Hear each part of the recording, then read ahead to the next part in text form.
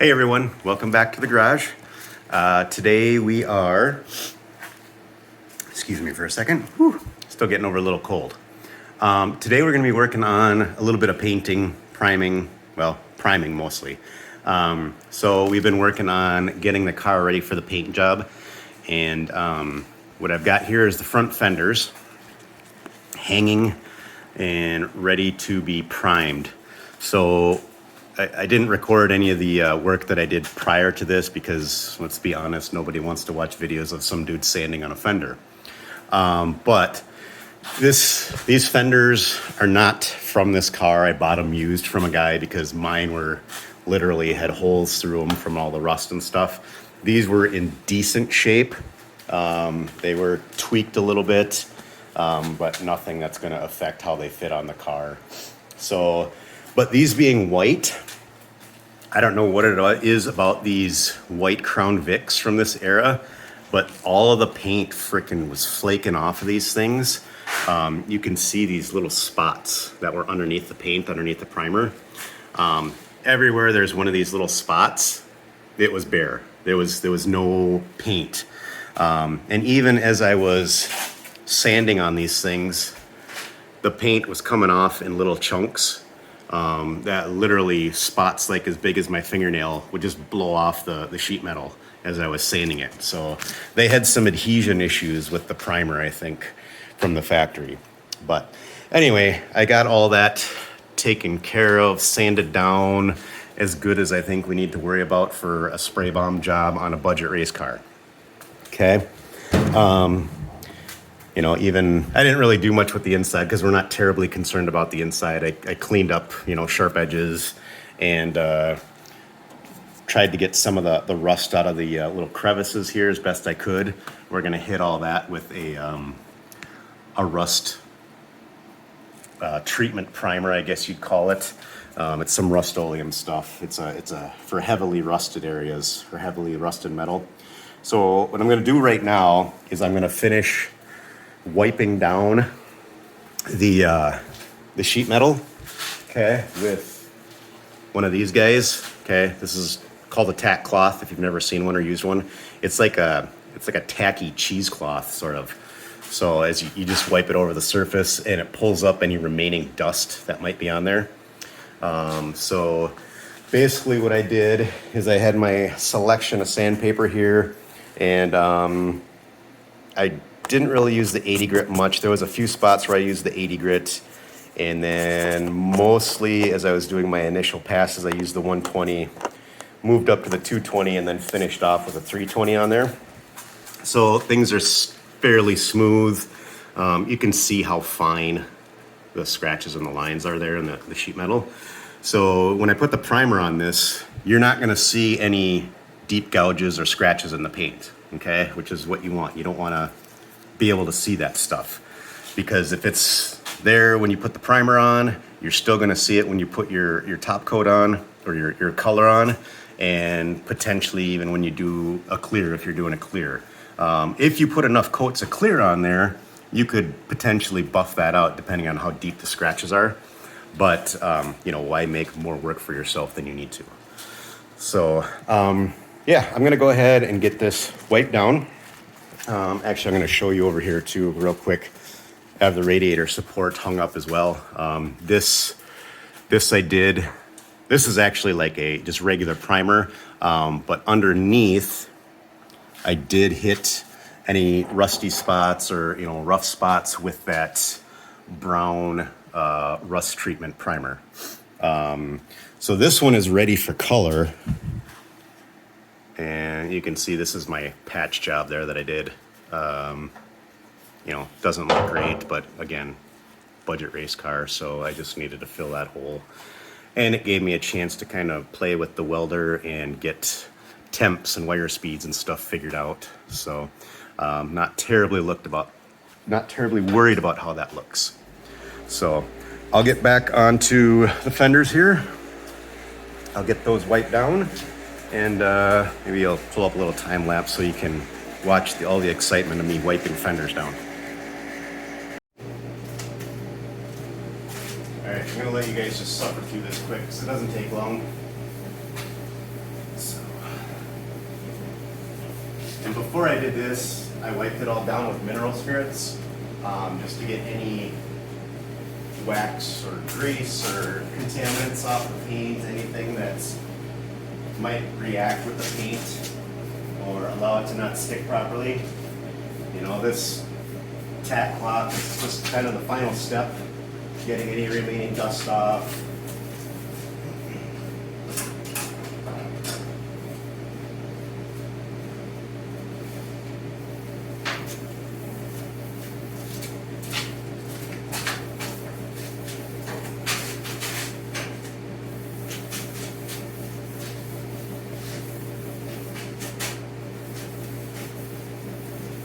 When you're painting stuff, you know, you can see I'm wearing gloves, and that is also because, you know, obviously your skin has got oils and stuff in it, so you don't want to be smearing your fingers and your hands all over something you're about to paint, because those oils can react with the paint and cause issues with it adhering.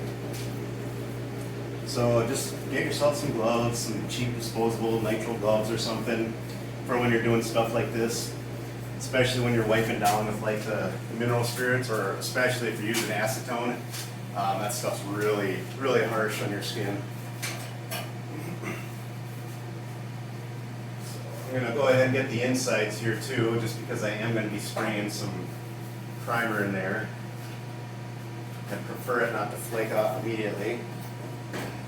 I didn't really sand the inside, except for where I'm gonna try to treat some of that rust, because I wasn't too concerned about getting color in here. It still has the factory primer, and that's going to be just good enough, because we're not worried about color inside the fender where nobody's going to see.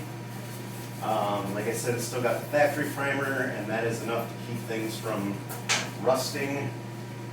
The only place we have rust on the inside here is like at the edges or the lips of the wheel wells, where paint has been chipped off and then rust has been able to work its way around to the inside of the fender lip. So, being as this was a, well, the car was an Iowa DOT car, these fenders, I have no idea where they came from. I would assume they came off a car from the Midwest here, based on the a little bit of rust, but hard to say.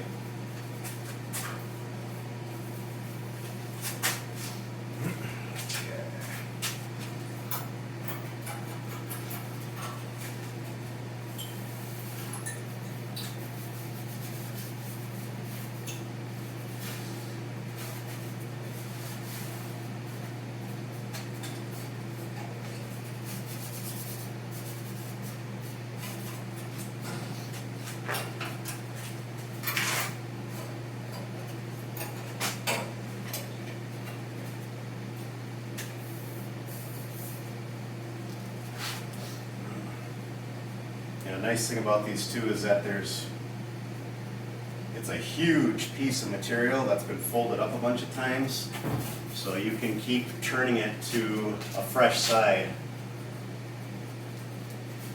and not have to worry about, you know, smearing on dust and dirt that you picked up from a previous area of your work piece. Alright, that is going to be good enough.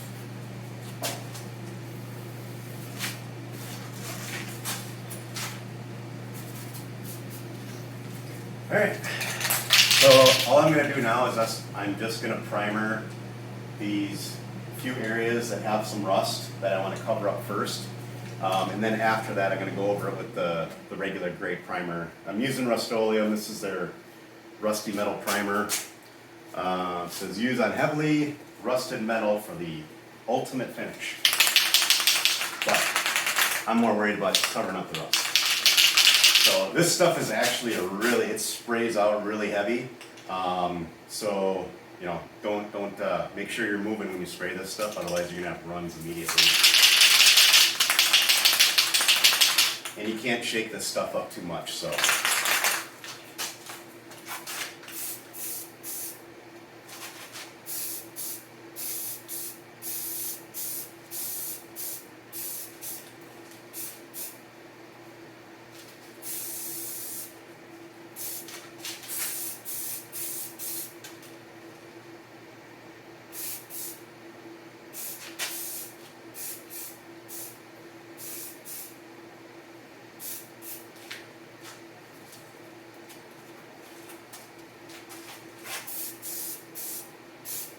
if you're wondering, the reason I have these hanging up is because it makes it so much easier to paint something.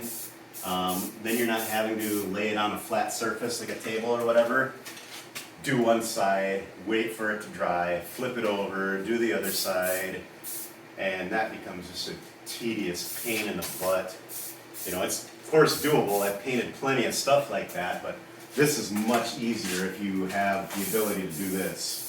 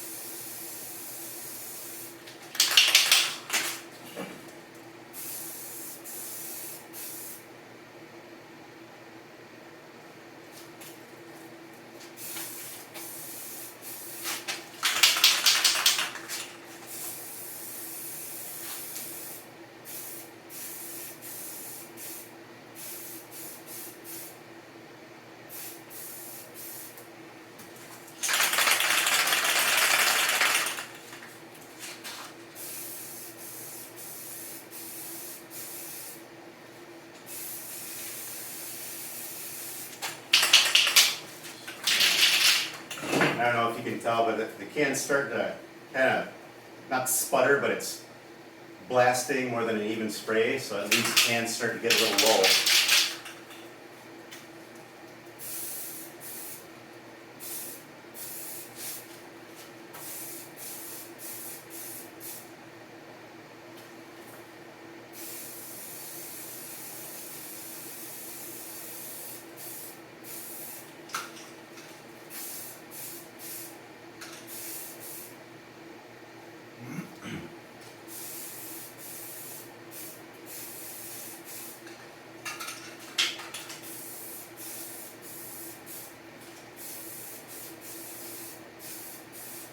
And I don't need a super thick coat of this, just enough to cover,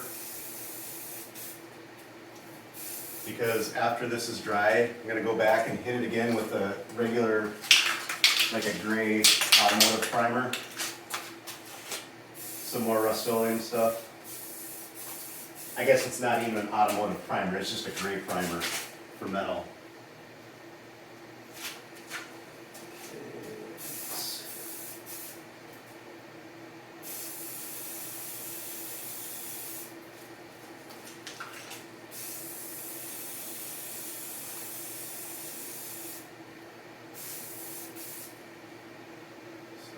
I think we're pretty good here.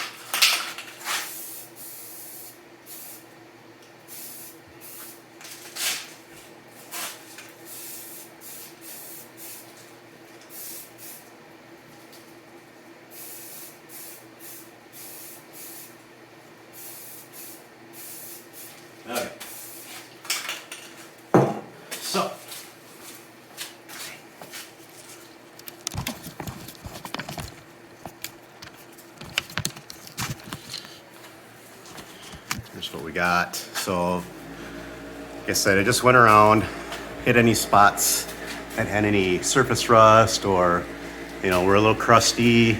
And previously I did go over those spots with, you know, sandpaper or some sort of medium like this abrasive brush here to get any loose material off there and try to clean it up as best as possible before doing this step.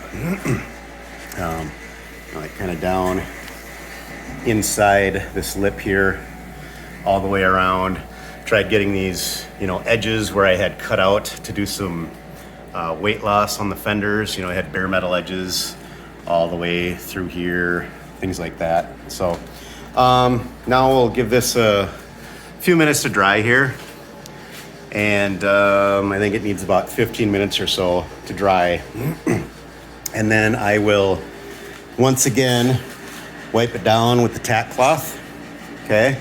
Because you've already got, if you look here, you've got overspray on there from the primer. So we'll wipe it down with the Tack Cloth. That'll get all the like overspray dust off of it. And then we'll hit it with this stuff here. Just a standard primer from Rust-Oleum. And to get all the bare metal and that sort of thing on there. And that way it's gonna look like the radiator support over there and this guy here, this is actually like a fiberglass, but that's ready for color as well. So once we get to that point, I'll bring you guys back. All right, it's only been like maybe 10 minutes, but per the instructions on the back of the can, it just says recoat within 1 hour or after 48 hours, I believe, 24 to 48 hours. So essentially what it's saying is get it within that first hour while it's still tacky and your next coat is going to adhere. So now I'm just gonna hit the whole thing with the gray stuff and then we're gonna let that sit. And I think this is probably the same kind of deal. Dry and recoat. Dries to touch in 10 to 20, to handle in 1 to 2 hours, fully dry in 24. Maybe top coat it immediately. Apply second coat or top coat within 1 hour, or after 48. So.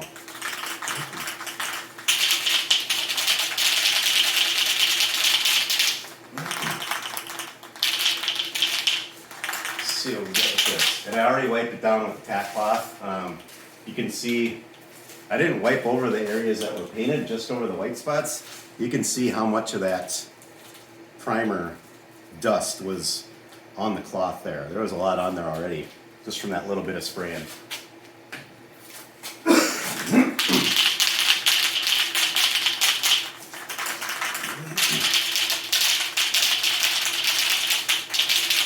think we'll start at the top here.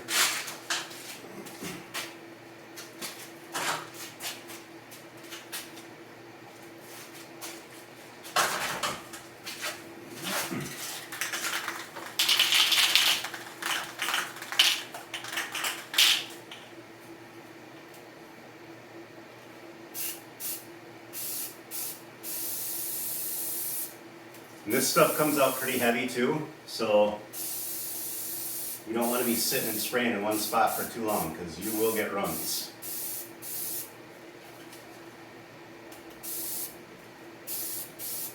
And those runs will be, if you don't sand them out, those will be visible in your color coat. And those are even harder to get rid of than scratches because they sit up high, so you can't fill them in with another layer of paint or primer or whatever. You gotta sand them down to get them down to the same level as the rest of the paint.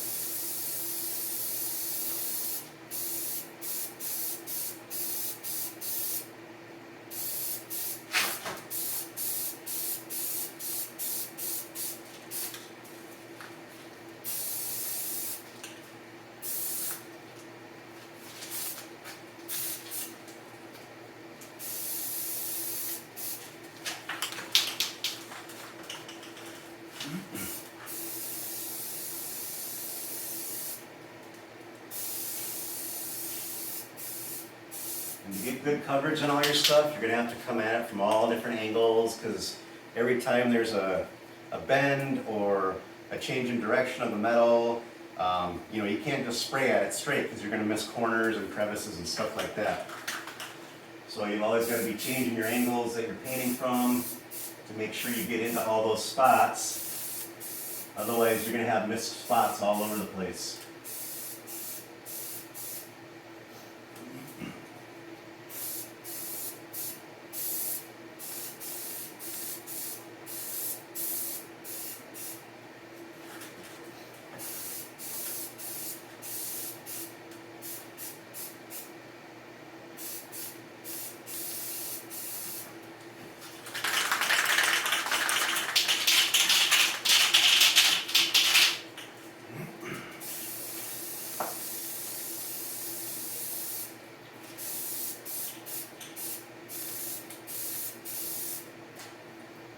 Notice is spinning.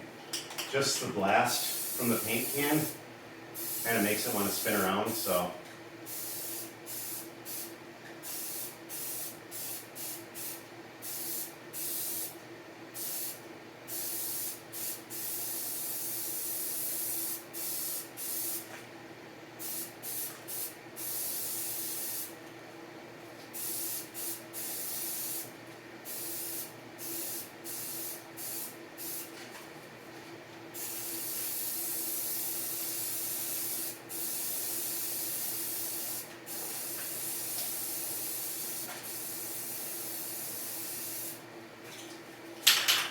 I prefer to go in and get all the little hard to reach spots, the cracks and crevices and corners and stuff like that first. And then afterwards I can come back and just do my blasts back and forth on the smooth areas, I guess you could say.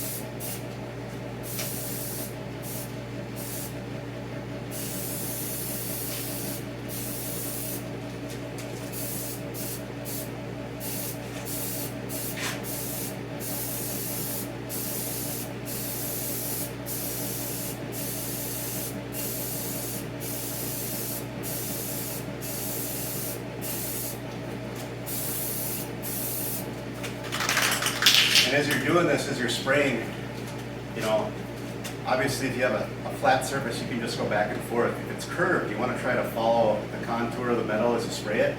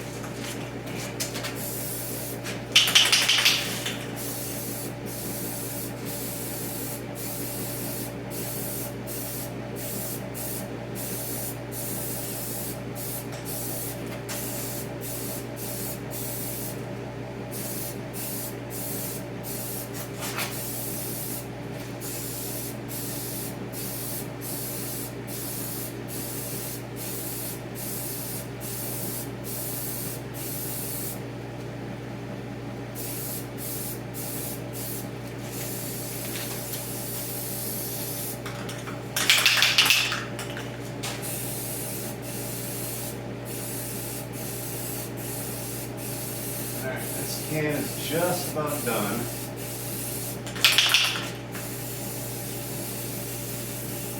Yeah.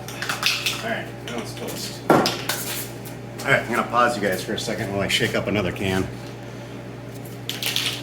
Alright. Shut this one up enough now.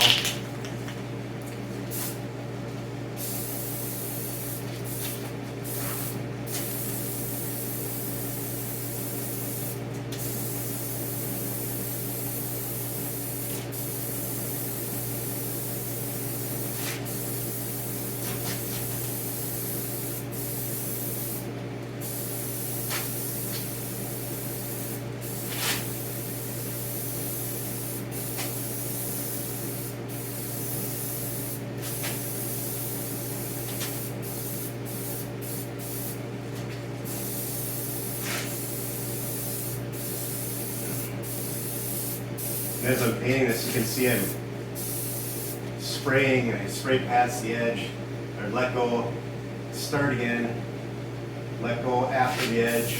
So that way you've always got your spray going before and after. So you're always going past the edges with your spray.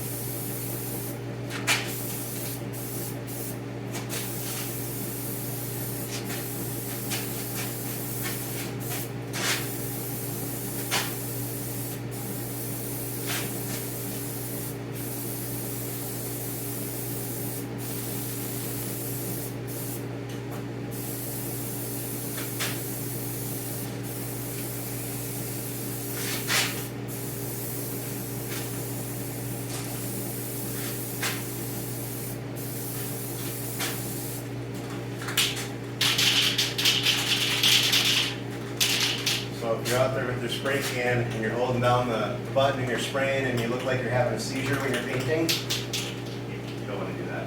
So try to do it one long fluid movement back and forth.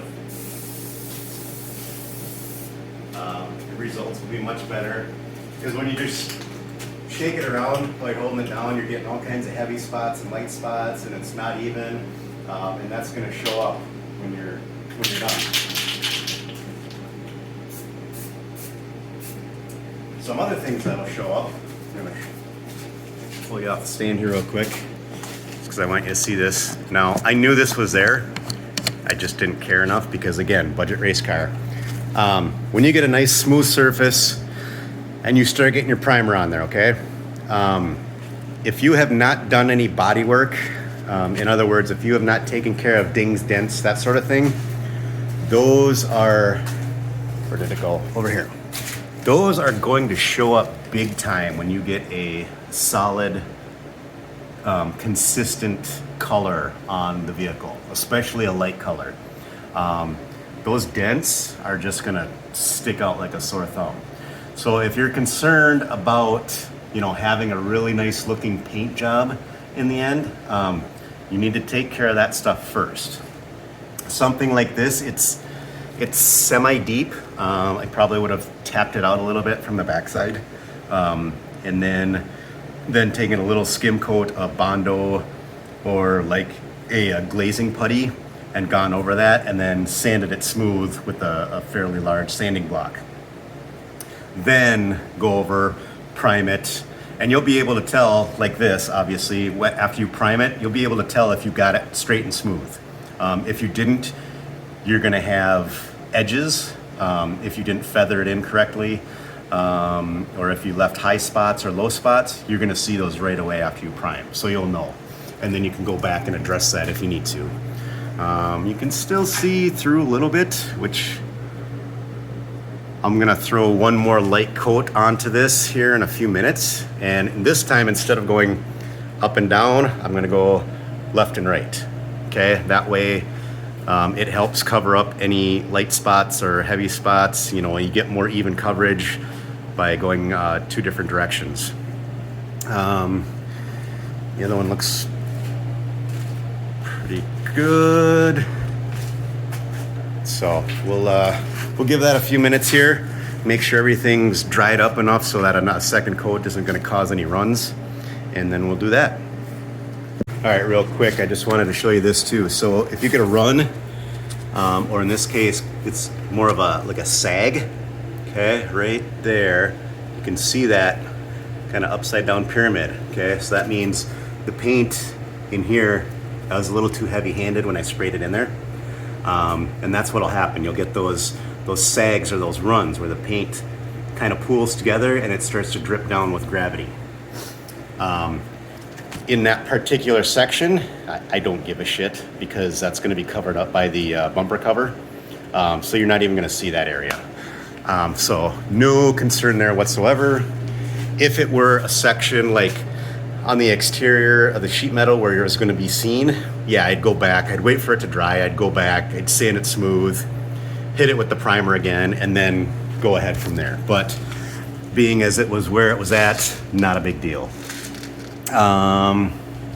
So I think that looks like probably the only one. And if there's anything back here, again, I don't care because it's not going to be seen.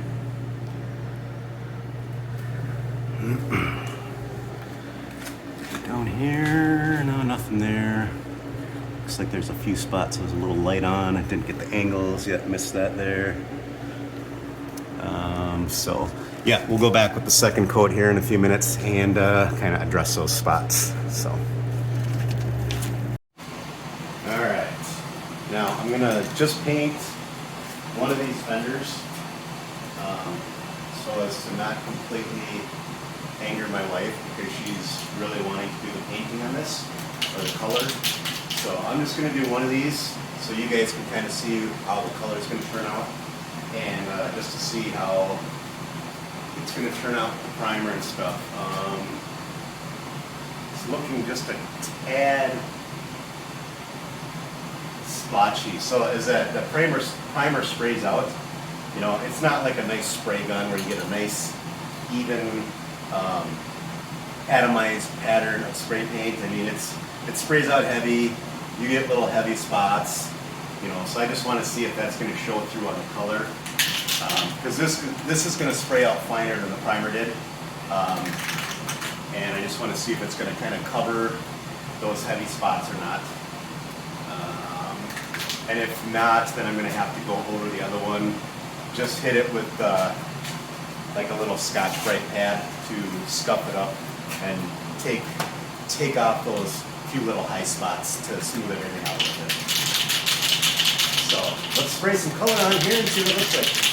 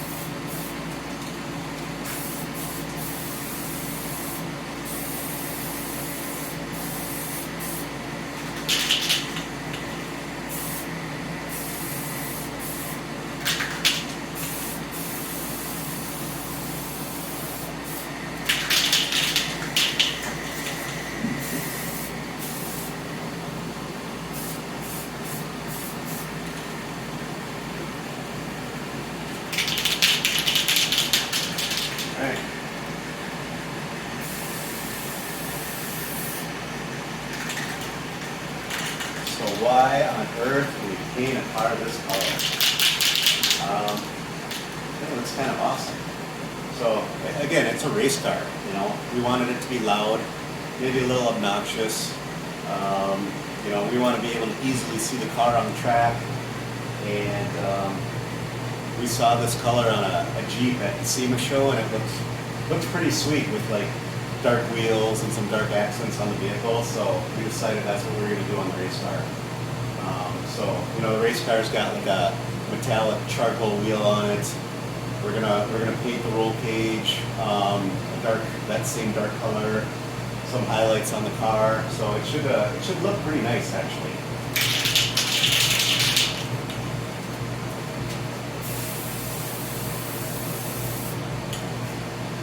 This looks like it's going to even everything out pretty good. I don't think we're going to have any issues with seeing those thick droplets from the primer. Maybe we'll see.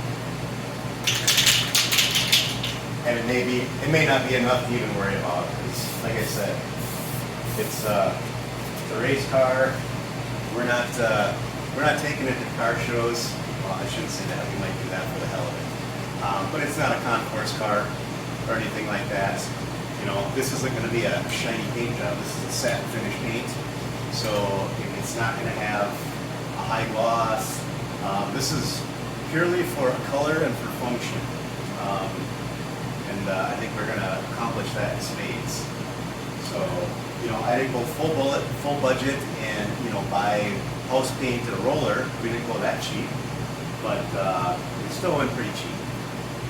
So, I just wanted to show you guys that with you know, some good prep, and even with rattle cans, you can still get a pretty good looking paint job on your car.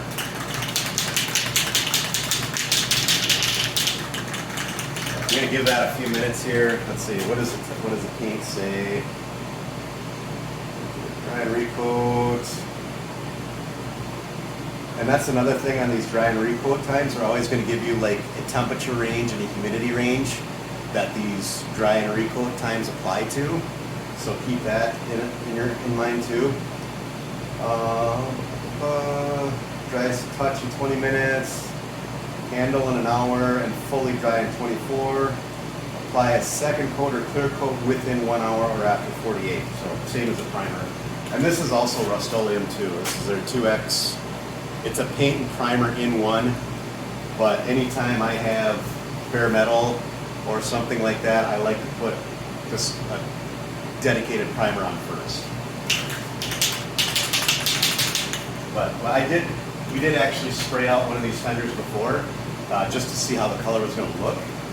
And when I had to go sand it off, this stuff was actually pretty tough to sand off for a spray paint. So I was actually pretty impressed how durable this was.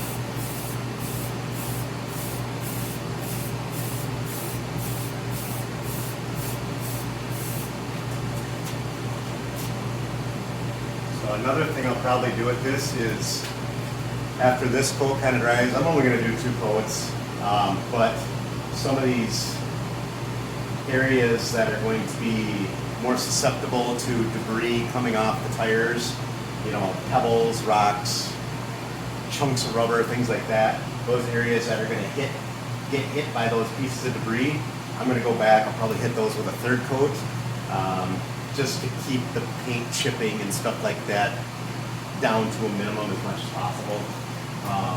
You know, high contact areas like the leading edges of the fender, leading edge of the hood, the grill, stuff like that, grill surround.